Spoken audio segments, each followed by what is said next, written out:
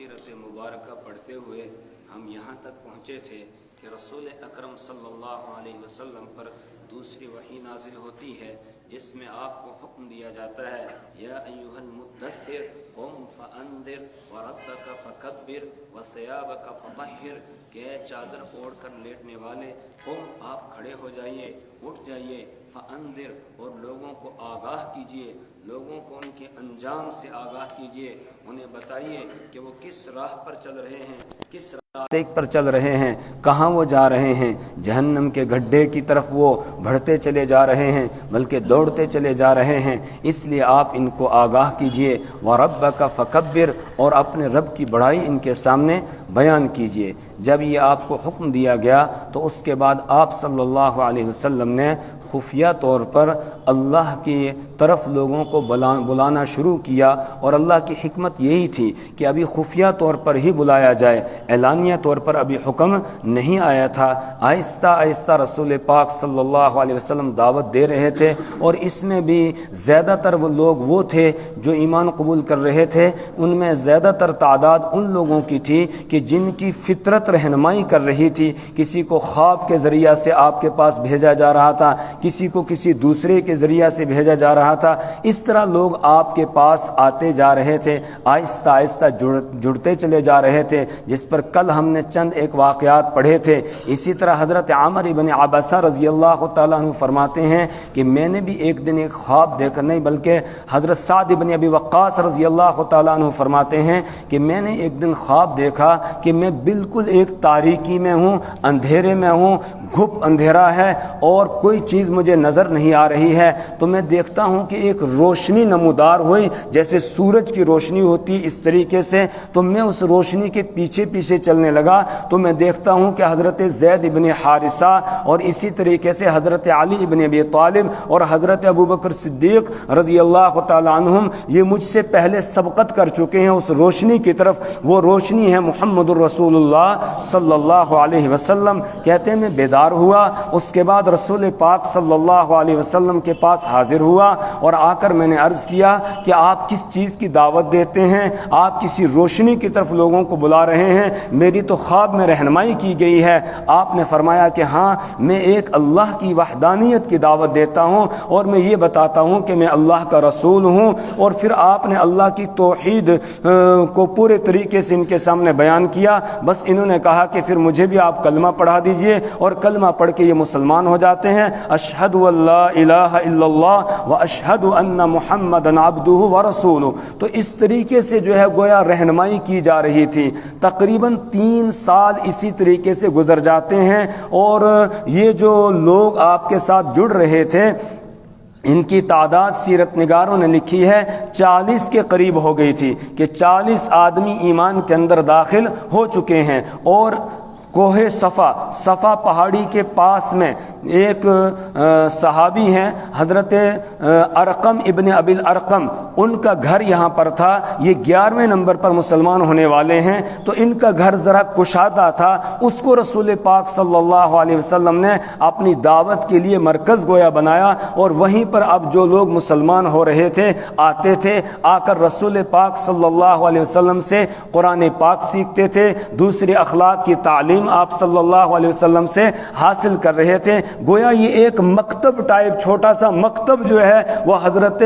ارقم رضی اللہ تعالیٰ عنہ کے گھر میں دار ارقم یہ قائم ہو جاتا ہے، یہاں آپ لوگوں کو دین سکھا رہے ہیں۔ جب 3 سال مکمل ہو جاتے ہیں اس کے بعد اب آپ کو حکم آتا ہے وَأَنذِرْ عَشِيرَتَكَ الْأَقْرَبِينَ، اور آپ اپنے قریبی رشتہ داروں کو ڈرائیے، یعنی اب اعلانیہ دعوت کا حکم دیا جاتا ہے کہ اب آپ اعلان کیجئے، اور دعوت کا آغاز جو ہوگا وہ اپنے خاندان سے ہوگا، اپنے گھر والوں سے ہوگا، کیونکہ باہر والوں کو سمجھانا آسان ہے، اپنے گھر والوں کو بات منوانا زیادہ مشکل ہوتا ہے۔ تو نبی کو پہلے اپنے ہی گھر سے دعوت کا آغاز کرنے کے لیے کہا جاتا ہے، بلکہ دعوت کا اصول ہی یہی ہے کہ آدمی پہلے اپنے گھر والوں کو دعوت دے دے، گھر والوں کو قائل کرنا بڑا مشکل ہوتا ہے۔ حضرت ابراہیم علیہ السلام کو جب حکم ہوا تو انہوں نے بھی سب سے پہلے اپنے والد ہی کو خطاب کیا اور اپنے والد کو دعوت دی تھی، جیسا کہ سورہ مریم میں اللہ تعالیٰ نے بیان فرمایا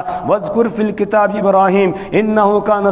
صِدِّيقًا نَبِيًّا إِذْ قَالَ لِأَبِيهِ يَا أَبَتِ لِمَ تَعْبُدُ مَا لَا يَسْمَعُ وَلَا يُبْصِرُ وَلَا يُغْنِي عَنْكَ شَيْئًا، کہ حضرت ابراہیم علیہ السلام کا تذکرہ کیجئے قرآن پاک کے اندر کہ وہ اللہ کے سچے پیغمبر تھے، اور اس وقت کو یاد کرو جب انہوں نے اپنے باپ کو دعوت دیتے ہوئے کہا یا ابتی، اے میرے پیارے ابو جی، لما تعبد ما لا يسمع ولا يبصر ولا يغني عنك شيئا، آپ کیوں عبادت کرتے ہیں؟ لما تعبد ما لا يسمع، ایسی چیز کی جو نہ سنتی ہے، ولا يبصر اور نہ دیکھتی ہے، ولا يغني عنك شيئا اور نہ آپ کے کچھ وہ کام ہی آ سکتی ہے، آپ کا کوئی کام نہیں بنا سکتی، ایسی چیز کی آپ کیوں پوجا کر رہے ہیں؟ یعنی بتوں کی آپ کیوں پرستش کرتے ہیں؟ حضرت ابراہیم علیہ السلام بڑے پیار کے ساتھ باپ کو سمجھا رہے ہیں۔ باپ نے آگے سے دھمکی دی کہ اگر اس کام سے باز نہیں آئے گا لَإِن لَّمْ تَنْتَهِ لَأَرْجُمَنَّكَ وَاهْجُرْنِي مَلِيًّا، کہ اس کام سے باز آ جا، جو دعوت تو دے رہا ہے یہ کسی کو نہیں دینا، اگر اس سے باز نہیں آئے گا میں تجھے سنگسار کر دوں گا۔ حضرت ابراہیم علیہ السلام نے کہا سلام علیک ساستغفر لک ربی، کوئی بات نہیں، تم پر سلامتی ہو، میں اپنے رب سے آپ کے لیے مغفرت اور بخشش کی دعا کروں گا۔ تو یہ طریقہ بتایا کہ کس طریقے سے دعوت دینی ہے، اور رسول پاک صلی اللہ علیہ وسلم کو اللہ نے حکم دیا وَأَوْحَيْنَا إِلَيْكَ أَنِ اتَّبِعْ مِلَّةَ إِبْرَاهِيمَ حَنِيفًا، کہ ہم نے آپ کی طرف یہ وحی کی ہے کہ آپ ملت ابراہیمی، ابراہیم علیہ السلام کے طریقے کی پیروی کیجئے، جس طرح انہوں نے دعوت دی ہے اسی طرح آپ بھی دعوت دیجئے۔ تو رسول پاک صلی اللہ علیہ وسلم پر جب یہ آیت نازل ہو گئی وَأَنذِرْ عَشِيرَتَكَ الْأَقْرَبِينَ، اپنے قریبی رشتہ داروں کو، خاندان والوں کو آپ ڈرائیے، تو آپ صلی اللہ علیہ وسلم نے حضرت علی رضی اللہ تعالیٰ عنہ کو بلایا، کیونکہ آپ کے گھر کا یہ کام سنبھالتے تھے، تقریباً 12-13 سال عمر ہو چکی ہے حضرت علی رضی اللہ تعالی عنہ کی۔ تو رسول پاک صلی اللہ علیہ وسلم نے ان کو حکم دیا دعوت کا انتظام کرو۔ اب کھانا تیار کیا گیا، اس کے بعد بنو ہاشم کو بلایا گیا، جو رسول پاک صلی اللہ علیہ وسلم کا خاندان ہے، ان کو بلایا گیا، سارے آ گئے، آنے کے بعد کھانا کھلایا۔ جب کھانا کھا کر فارغ ہوئے تو رسول پاک صلی اللہ علیہ وسلم کھڑے ہوئے بات کرنے کے لیے،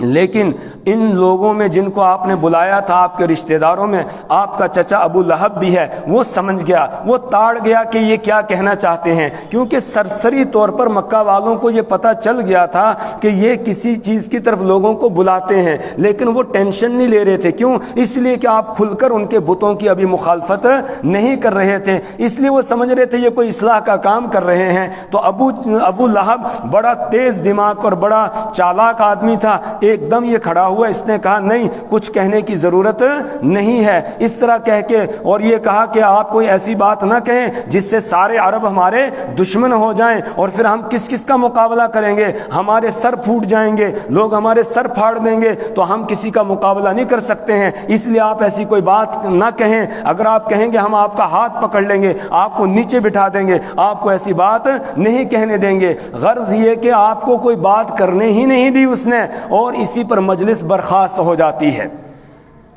اس کے بعد پھر کچھ دنوں کے بعد رسول پاک صلی اللہ علیہ وسلم نے پھر دوبارہ دعوت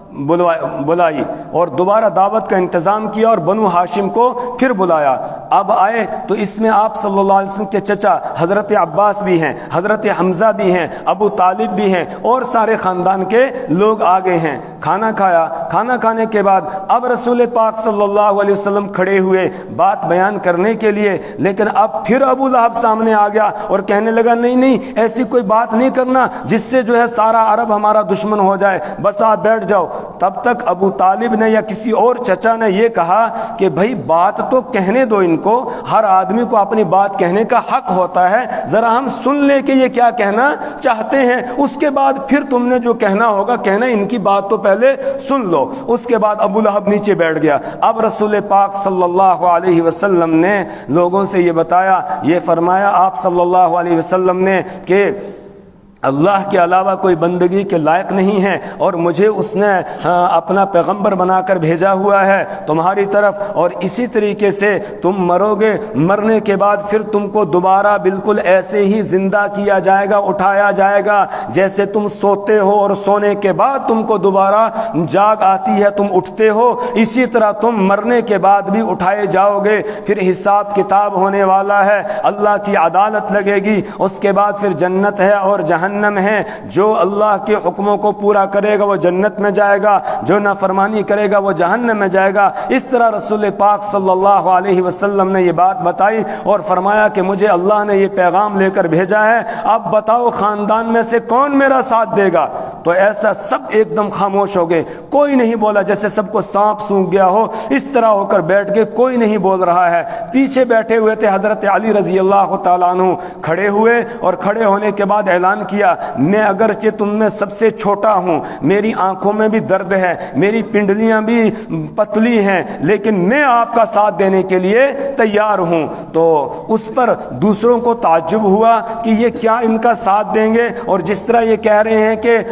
پوری دنیا کی طرف مجھے رہنمائی کرنے والا بنا کر بھیجا گیا ہے، تو کس طرح انقلاب برپا ہوگا؟ یہ دو آدمی کیسے انقلاب برپا کریں گے؟ ایک رسول پاک صلی اللہ علیہ وسلم اور دوسرا یہ 13 سالہ نوجوان، یہ بچہ، یہ کیا ان کا ساتھ دے گا؟ بہرحال اس کے اوپر مجلس برخاست ہو جاتی ہے۔ لیکن بنو ہاشم میں آپسی جو ان کا خاندان ہے، خاندان میں چرچا ہونے لگا، ایک ہلچل سی جو ہے وہ مچ گئی کہ یہ کیا دعوت دی جا رہی ہے اور کیا پیغام دیا جا رہا ہے۔ ہر آدمی سوچنے پر مجبور ہو گیا، جب سوچتا ہے، غور و فکر کرتا ہے تو اپنی حماقت اور بیوقوفی کا بھی احساس ہوتا ہے، یار ہم کیسے بیوقوف ہیں جو ان بتوں کو ہی اپنا خدا بنائے ہوئے ہیں اور پروردگار عالم کو چھوڑے ہوئے ہیں، اس کے سامنے نہیں جھکتے، ان کے سامنے جھکتے ہیں، اس کے نام کے نظر و نیاز نہیں مانتے، ان کے نام کے نظر و نیاز مانتے ہیں۔ اس طریقے سے ہر آدمی سوچ اور فکر کے اندر پڑ گیا۔ ابھی یہ سوچ وچار میں ہی لگے ہوئے تھے کہ اتنی دیر میں رسول پاک صلی اللہ علیہ وسلم کے پاس یہ حکم آ جاتا ہے اللہ کا کہ فَاصْدَعْ بِمَا تُؤْمَرْ وَأَعْرِضْ عَنِ الْمُشْرِكِينَ إِنَّا كَفَيْنَاكَ الْمُسْتَهْزِئِينَ۔ فَاصْدَعْ بِمَا تُؤْمَرْ، جو آپ کو حکم دیا جا رہا ہے آپ ڈنکے کی چوٹ اس کو بیان کر دیجئے، اور جس طرح شیشے کے اوپر پتھر مارا جاتا ہے اور شیشہ چکنا چور ہو جاتا ہے، اس طرح آپ توحید کا پیغام لوگوں کے سامنے بیان کر دیجئے، اور اس میں کسی بھی قسم کی آپ کو ڈرنے کی اور خوف زدہ ہونے کی ضرورت نہیں ہے۔ وَأَعْرِضْ عَنِ الْمُشْرِكِينَ، مشرک جو کچھ کرتے رہیں کہتے رہیں اس کی آپ کوئی پرواہ نہ کریں۔ إِنَّا كَفَيْنَاكَ الْمُسْتَهْزِئِينَ، جو آپ کا مذاق اڑانے والے ہیں، جو آپ کو تکلیفیں پہنچانے والے، آپ کی مخالفت کرنے والے ہیں، ہم ان کی طرف سے کافی ہیں، آپ کو پریشان ہونے کی ضرورت نہیں۔ آپ سیدھا ان سے کہہ دیجئے وَقُلْ إِنِّي أَنَا النَّذِيرُ الْمُبِينُ، آپ کہہ دیجئے کہ میں تم سب کی طرف کھلم کھلا ڈرانے والا ہوں اور مجھے ڈرانے والا بنا کر بھیجا گیا ہے۔ اب گویا اعلانیہ دعوت، یعنی سب لوگوں کو بلا کر اور ان کے سامنے اعلان کرنے کے لیے کہا گیا ہے۔ تو رسول پاک صلی اللہ علیہ وسلم ان آیات کے نزول کے بعد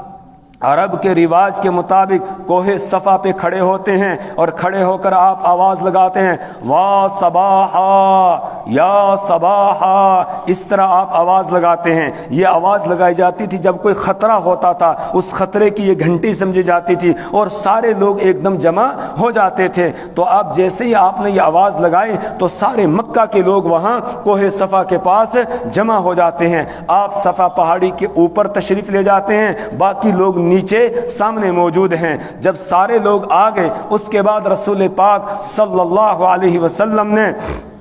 ان سے یہ کہا کہ بتاؤ میں نے تمہارے درمیان اپنی زندگی کی کئی بہاریں گزاری ہیں، کئی فوجدتمونی، تم نے مجھے کیسا پایا ہے؟ تو سب نے کہا جربناک مرارا فما وجدنا منک الا صدقا، ہم نے آپ کو بارہا آزمایا ہے لیکن سچائی کے علاوہ ہم نے آپ سے کچھ بھی نہیں دیکھا ہے، آپ تو الصادق الامین ہیں، سچے اور امانت دار ہیں۔ اس کے بعد رسول پاک صلی اللہ علیہ وسلم نے فرمایا اگر میں تم سے یہ کہوں کہ اس پہاڑی کے پیچھے کہ میں دیکھ رہا ہوں پیچھے اور تم نہیں دیکھ رہے ہو, تم نیچے ہو, میں اوپر بلندی پہ کھڑا ہوں, میں سامنے بھی دیکھ رہا ہوں اور پیچھے بھی دیکھ رہا ہوں. اگر میں تم سے یہ کہوں کہ میرے پیچھے اس طرف پہاڑی کے اس طرف ایک بڑا لشکر ہے جو ابھی تم پر حملہ آور ہونے والا ہے, تو کیا تم مانو گے؟ تو انہوں نے کہا کہ کیوں نہیں مانیں گے, اس لیے کہ آج تک آپ نے کبھی جھوٹ نہیں بولا ہے, ہم نے تو بارہا آزمایا, آپ ہمیشہ سچ ہی بولتے رہے ہیں, تو یہ کیسے ہم مان لیں گے کہ آپ جھوٹ بول رہے ہیں؟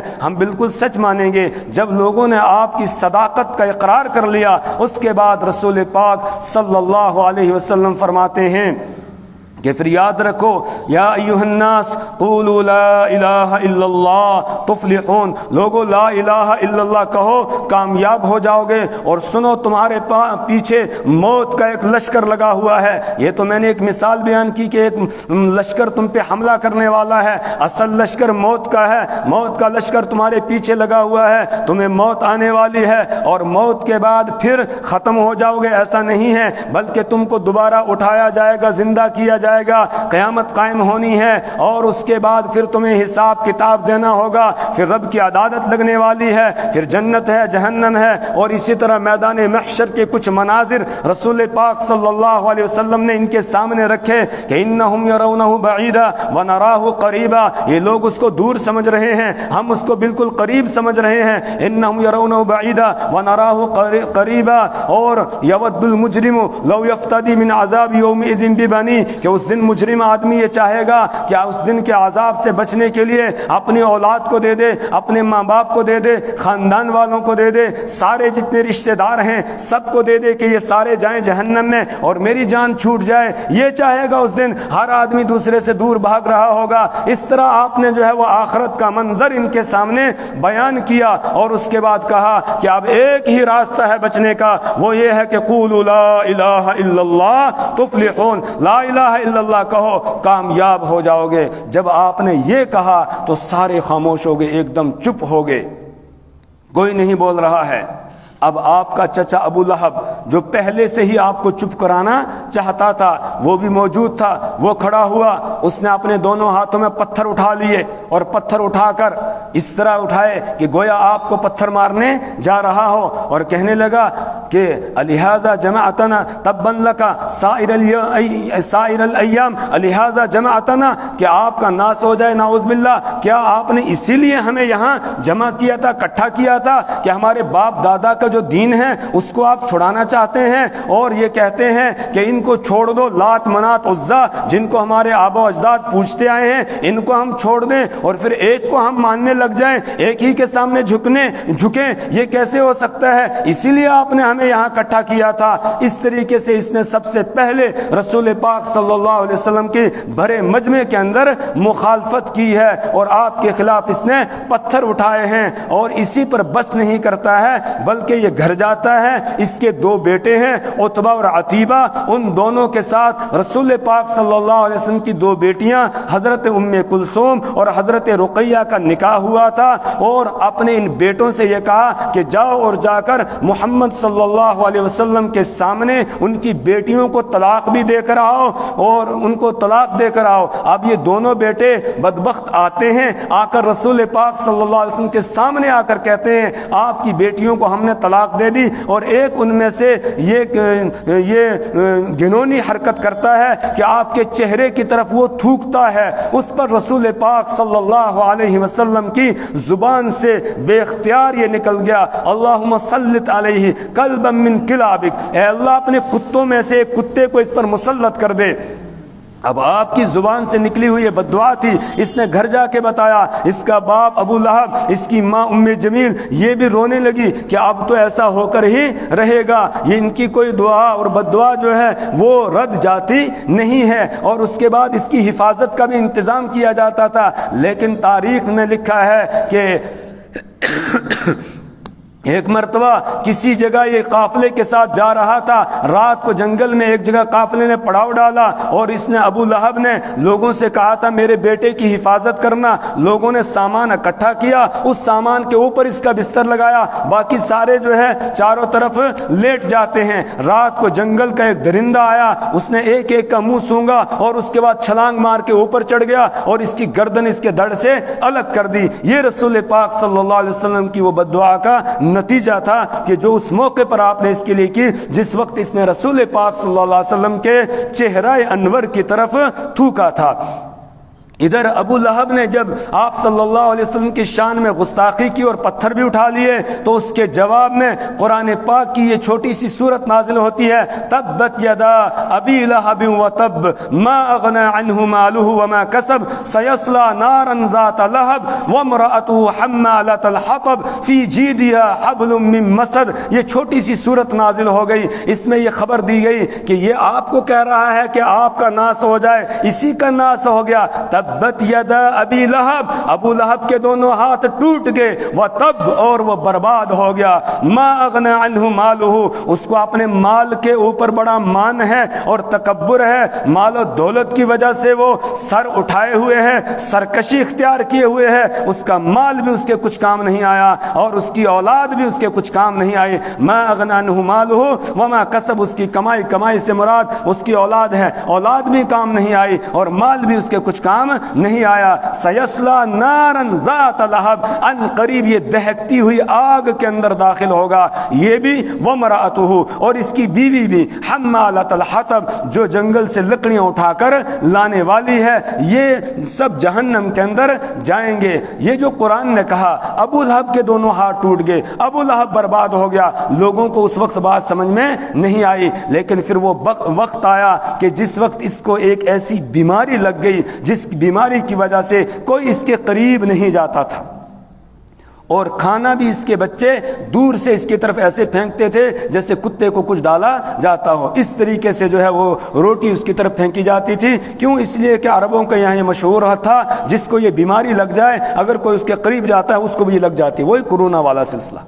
اس طریقے سے مشہور تھا۔ تو اب کوئی قریب نہیں جاتا تھا، تو پھر جب یہ مر گیا، مرنے کے بعد اب اس کو دفن کرنے کے لیے کوئی تیار نہیں ہے۔ جب بدبو پھیلنے لگی تو اس کے بیٹوں نے دوسرے لوگوں نے آ کر غیرت دلائی، تمہارا باپ مر گیا ہے، اس کو کہیں ٹھکانے لگاؤ، اب تو یہ بدبو پھیلنے لگ گئی ہے۔ پھر انہوں نے جو ہے وہ بھنگیوں کو بلا کر اور ان کے ذریعے سے گڈھا کھود کے اور اس کے اندر اس کو ڈلوا دیا۔ اس طریقے سے جو ہے اس کا یہ انجام ہوا دنیا میں، اور آخرت کا اللہ نے بیان فرمایا سیصلا نارا ذات لہب، یہ دہکتی ہوئی آگ کے اندر ان قریب داخل ہوگا۔ تو سب سے پہلے مخالفت کی ابو لہب نے، یہ وہی ابو لہب ہے جس نے آپ کی پیدائش پر خوشی منائی تھی، اپنی باندی کو بھی آزاد کر دیا تھا، لیکن جب رسول پاک صلی اللہ علیہ وسلم نے اپنے مشن کا اعلان کیا ہے تو سب سے پہلے مخالفت کرنے والا وہی ہے جس نے اس وقت جو ہے آپ پر خوشی منائی اور جشن کا اظہار کیا تھا۔ آج مشن کی مخالفت کرنے والا یہی سب سے پہلے نمبر پر آ جاتا ہے۔ اس کے بعد اب اعلانیہ طور پر رسول پاک صلی اللہ علیہ وسلم بھی دعوت دے رہے ہیں، اسی طرح جو آپ پر ایمان لا چکے ہیں ان کا بھی یہی کام ہے، وہ بھی اپنے دوستوں کو، رشتہ داروں کو پکڑ رہے ہیں اور ان کو اللہ کی وحدانیت سمجھا رہے ہیں، رسول پاک صلی اللہ علیہ وسلم کی رسالت کے بارے میں بتا رہے ہیں، اسی طریقے سے قرآن پاک جو انہوں نے سیکھا ہے وہ دوسروں تک آگے پہنچا رہے ہیں۔ اس طریقے سے جو ہے ایک پورے گویا عرب کے اندر ایک ہلچل جیسی جو ہے وہ مچ جاتی ہے، جس کو کسی نے کہا کہ وہ بجلی کا کڑکا تھا یا صوت ہادی، عرب کی زمین جس نے ساری ہلا دی، پوری زمین کے اندر گویا ایک زلزلہ جیسا برپا ہوگا، ایک ہلچل جیسی مچ جاتی ہے اور دعوت عام اعلانیہ طور پر دی جانے لگتی ہے۔ اب بہت سارے لوگ اسلام میں داخل ہو رہے ہیں، باپ ادھر آ گیا، بیٹا ادھر ہے، بیٹا ادھر آ گیا، باپ ادھر ہے، شوہر ادھر آ گیا، بیوی ادھر ہے، کسی کی بیوی نے ایمان قبول کر لیا، شوہر جو جو ہے وہ کافر ہے۔ اس طرح گھر گھر کے اندر گویا ایک قسم کا آپس میں اختلاف جیسا پیدا ہو گیا۔ اس کی وجہ سے اس سے یہ لوگ بڑے پریشان ہو گئے، کہنے لگے یہ تحریک جو ہے اب بڑھتی چلی جا رہی ہے۔ اسی طرح کچھ لوگ اس لیے پریشان ہو گئے کہ ہماری سرداری جاتی رہے گی، اگر لوگوں نے ان کو سردار مان لیا پھر ہماری سرداری جاتی رہے گی۔ اسی طرح یہ مساوات کی تعلیم دیتے ہیں، اگر یہ غلام اور باندی ان کے حقوق بیان کرنے انہوں نے شروع کر دیے جیسے کہ یہ بیان کر رہے ہیں تو پھر ہمارے کام کاج کون کرے گا، پھر جو ہے وہ ہمارے کام کیسے بنیں گے۔ اس طریقے سے لوگ پریشان ہونے لگے۔ کچھ جو مذہبی لیڈر بنے ہوئے تھے ان کو یہ فکر ستانے لگی کہ ہمیں جو لوگوں کی طرف سے ہدیے تحفے اور نذرانے ملتے ہیں وہ ملنا بند ہو جائیں گے، ان کا کیا بنے گا۔ اس کی وجہ سے لوگوں نے مخالفت شروع کی اور قریش کے کچھ لوگ جمع ہو کر آپ کے چچا ابو طالب کے پاس آتے ہیں اور آ کر کہتے ہیں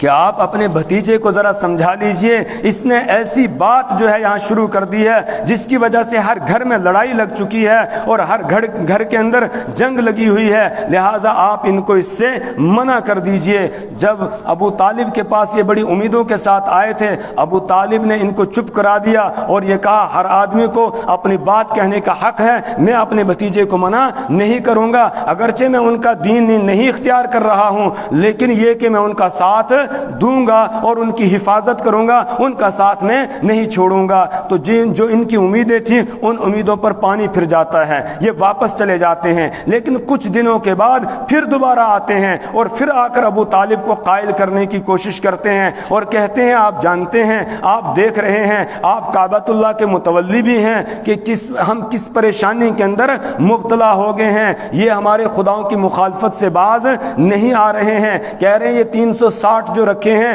ان کے قبضہ میں کچھ بھی نہیں ہے، یہ نفع اور نقصان کا اختیار نہیں رکھتے ہیں، یہ بات ہمیں برداشت نہیں ہے، آپ ان کو سمجھا لیجئے۔ ابو طالب نے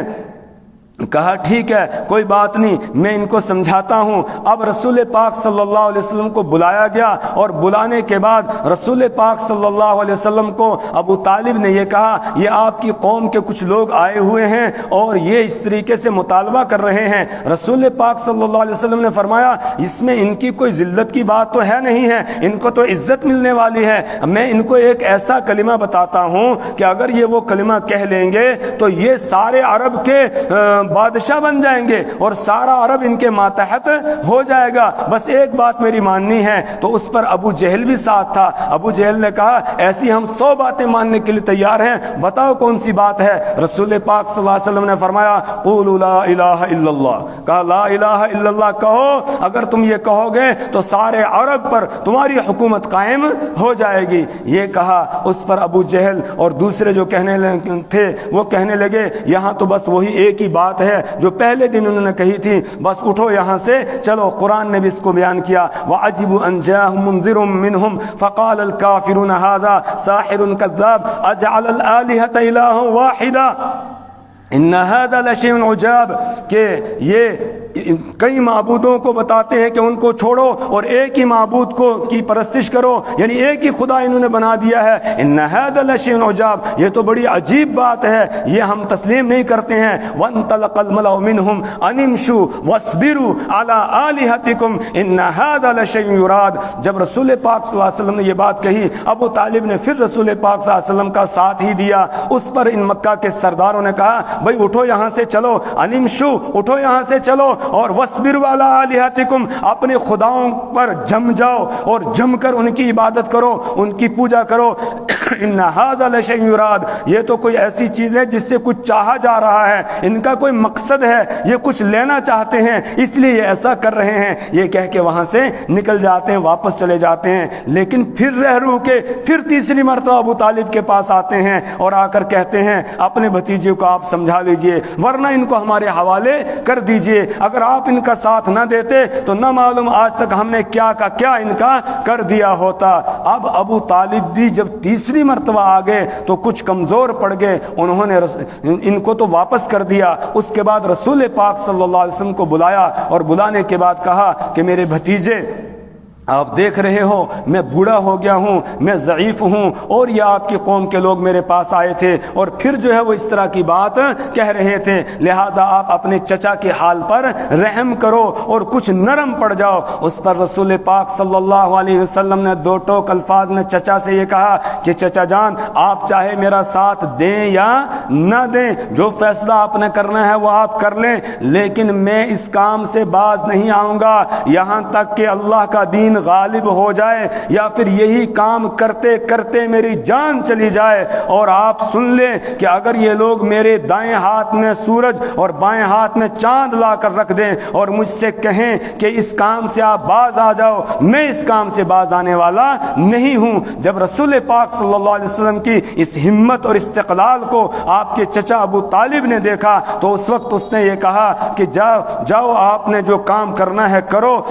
رسول پاک صلی اللہ علیہ وسلم کی آنکھوں سے آنسو بھی آگے تھے، یہ کہتے ہوئے اس پر ابو طالب کو ترس آ گیا اور یہ کہا کہ آپ نے جو کرنا ہے کرو، آپ کا چچا دیوار بن کے آپ کے پیچھے کھڑا ہے اور کوئی آپ کو جو ہے ہاتھ نہیں لگا سکے گا، اگر کوئی آپ کی طرف بڑھنے کی کوشش کرے گا ہم اپنی لاشوں کے ڈھیر لگا دیں گے، لیکن آپ کا ساتھ ہم نہیں چھوڑیں گے، جاؤ اور جا کر اپنا کام کرو جو اللہ نے آپ کو کام دیا ہے۔ اس سے آگے انشاءاللہ آئندہ درس میں اللہ تعالی ہمیں رسول پاک صلی اللہ علیہ وسلم کی سچی محبت نصیب فرمائے اور رسول پاک صلی اللہ علیہ وسلم کے ایک ایک طریقے پر چلنے کی ہمیں توفیق عطا فرمائے۔ سبحان اللہ و بحمدہ، سبحانک اللہم و بحمدک، ونشہد ان لا الہ الا انت ونستغفرک ونتوب